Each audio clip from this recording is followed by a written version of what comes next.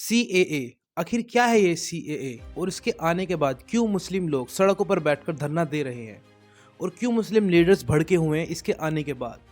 क्या इससे सरकार को कुछ फायदा है या ये कुछ इलेक्शन की चाल है? तो चलिए बताते हैं इस वीडियो में। मेरा नाम है अनुज सागर, तो चलिए शुरू करते हैं। सीएए सिटीजनशिप अमेंडमेंट एक्ट, जिसका कि हिंदी मतलब है नागरिकता संशोधन अधिनियम। इसका एक सिंपल सा रूल है, अगर आप 31 दिसंबर 2014 से पहले भारत में रह रहे हो, हालांकि आप किसी भी आस पड़ोस देश के हो जैसे कि पाकिस्तान, बांग्लादेश और अफगानिस्तान जैसे देश के हो, तो आपको भारत के अंदर नागरिकता मिल सकती है, पर आपका धर्म मुस्लिम नहीं होना चाहिए। तो अब आप लोगों के एक मन में बात आ रही होगी कि क्यों इन लोगों को नागरिकता दी जा रही है, क्या ये देश के लिए कुछ अच्छी बात है या बुरी बात है।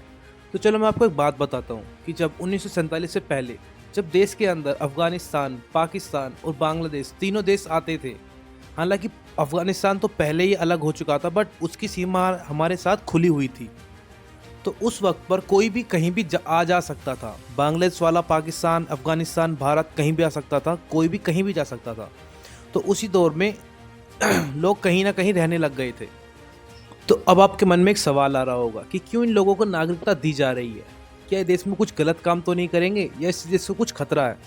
तो चलिए मैं आपको एक बात बताता हूँ। 1947 से पहले पाकिस्तान, बांग्लादेश और अफगानिस्तान तीनों ही देश भारत के अंडर आते थे।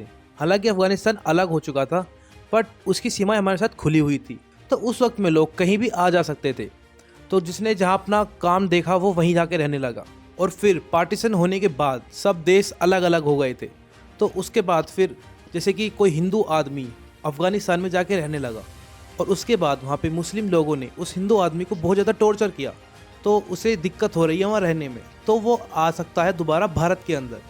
और अब वो 2014 से पहले अगर भारत के अंदर आ चुका है तो उसको नागरिकता मिल जाएगी। और इसमें खाली हिंदू ही नहीं आएंगे, इसमें सब धर्म के लोग आएंगे, जैसे हिंदू, जैन, ईसाई, बौद्ध, पारसी, कोई भी, बस नॉन मुस्लिम होने चाहिए, क्योंकि ये तीनों देश ही मुस्लिम देश हैं। तो ऐसा तो हो नहीं सकता कि मुस्लिम देश के अंदर रह के मुस्लिमों को ही कोई परेशानी हो रही हो। तो इसी कारण मुस्लिमों के लिए ये चीज़ नहीं है। वैसे ये एक्ट लागू तो कोविड से पहले होने वाला था, बट कोविड के चलते इसे कुछ टाइम के लिए पोस्टपोन किया गया, और अब 11 मार्च 2024 को भारत सरकार ने इसे लागू किया है। और एक और बड़ा सवाल कि क्या भारत के मुसलमान को इस एक्ट से कुछ प्रॉब्लम है या फिर कुछ परेशानी होने वाली है? इसका आंसर नहीं है, क्योंकि भारत के अंदर इस एक्ट से नागरिकता दी जाएगी, ना कि छीनी जाएगी। और अगर आप ऐसे ही बाहर से 2020 में आके यहाँ रहने लगे और अवैध रूप से यहाँ रह रहे हो, तो फिर तो आपको भगाना ही पड़ेगा ना। आप इस देश के नागरिक नहीं हो, अपने देश में वापस जाइए। और इस एक्ट से काफ़ी सारे लोग खुश भी हैं, कुछ तो ढोल नगाड़ों के साथ इसका स्वागत भी कर रहे थे, जैसे कि पश्चिम बंगाल के मतवा कम्युनिटी के लोग, जो कि कुछ 40 लाख के अराउंड थे अब तक बांग्लादेश में, वो भारत आ गए और उनको अब नागरिकता मिलेगी। और उन लोगों को नागरिकता देने से पहले कुछ सवाल जवाब पूछे जाएंगे, जैसे कि आपको आपके देश में क्या प्रॉब्लम है, या आपको धर्म के मामले में काफ़ी ज़्यादा टॉर्चर किया जा रहा है, या वहाँ की सरकार आपको जीने नहीं दे रही, क्या प्रॉब्लम है आपको। और आपसे आपके एक देश का एक लीगल प्रूफ मांगा जाएगा, जैसे कि कोई भी आईडी कार्ड हो पाकिस्तान का या बांग्लादेश का या अफगानिस्तान का, या कुछ भी ड्राइविंग लाइसेंस या कुछ भी प्रूफ हो तो आपको देना पड़ेगा। अगर आपके पास वो भी नहीं है तो आपको इंडिया के अंदर पिछले 6 साल में रह रहे वाले कुछ भी प्रूफ देने होंगे कि आप इंडिया के अंदर पिछले 6 साल से रह रहे हैं।